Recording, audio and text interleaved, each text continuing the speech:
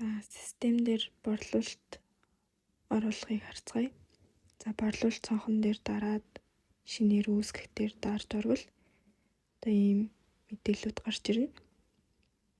Шинэ борлуулалт дээр ерөнхий мэдээлэл, нэмэлт нөхцөл, бусад мэдээлэл, барааны дэлгэрэнгүй зэрэг мэдээлэлүүд харагдаж байна. Байгууллагын нэр дээр одоо борлуулалт хийсэн байгууллага оруулж өгнө. Хайх утгаа шууд нэрээр нь бичих боломжтой. Мөн ардталт нь одоо тэр хайх товчон дээр дарах юм бол системд бүртгэлтэй байгууллага шууд гараад ирж байгаа. Тэгээд тэрийг дарсан тохиолдолд автоматар бүртгэгдэж байгаа гэсэн үг.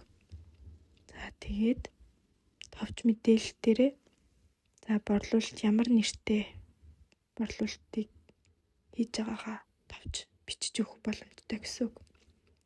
Худалдан авалт, борлуулалт, ийм бараа зарсан эсвэл одоо тэдний сарын тэдний өдөр ч юм уу яг тохиромжтой нэршлэр нь хадгалж өгч байгаа гэсэн үг. Товч мэдээлэл нь. Барааны дэлгэрэнгүй дээр болохоор борлуулалт хийгдэж байгаа барааг оруулж өгч байгаа. Мөн хайх утгаа дээрээ одоо барааны нэршлэр нь хайх боломжтой. Эсвэл ардталынх нь хайрцагны зурагтай айкон дээр дарах юм бол системд бүртгэлтэй бүх бараануудыг харуулж байгаа.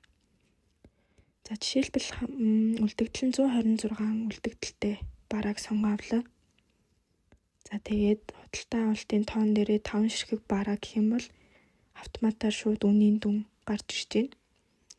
Мөн шинээр бараа нэмэхтэр мөн дахин нэмж бараа оруулж өгч болно. Хамгийн гол нөхцөл нь болохоор төлөвөө шин гэдэг дээр тохируулаад барааны төлбөр төлөлт хийгдсэн үү, баталгаажсан уу гэдгийг баталгаажуулсны дараа эсрэг хугацааны дараа одоо энэ төлийг засвар хийх боломжтой.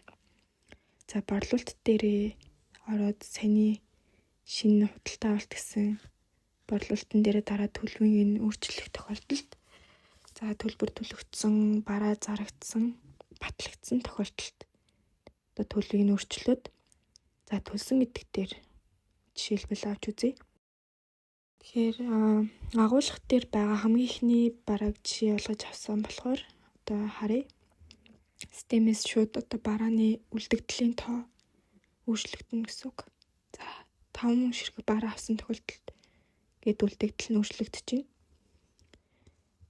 Тэгээд иймэрхүү байдлаар шинээр одоо ингээд гарч ирж байгаа гэсэн үг. Төлөв дээр шинэ төлсөн, батлагдсан гэтэр одоо ингээд шууд мэдээллийг борлуулалт гэсэн дээр оруулаад өгч байгаа. Мөн засварлах дээр дахин засварлаад одоо мөн бусад дээр нь дараад устгах, хувилах зэргээр хийж өгч болно. Борлуулалт хийгдсэний дараа одоо борлуулалт цонхон дээр бүх борлуулалт хийгдсэн мэдээллүүд орж ирнэ.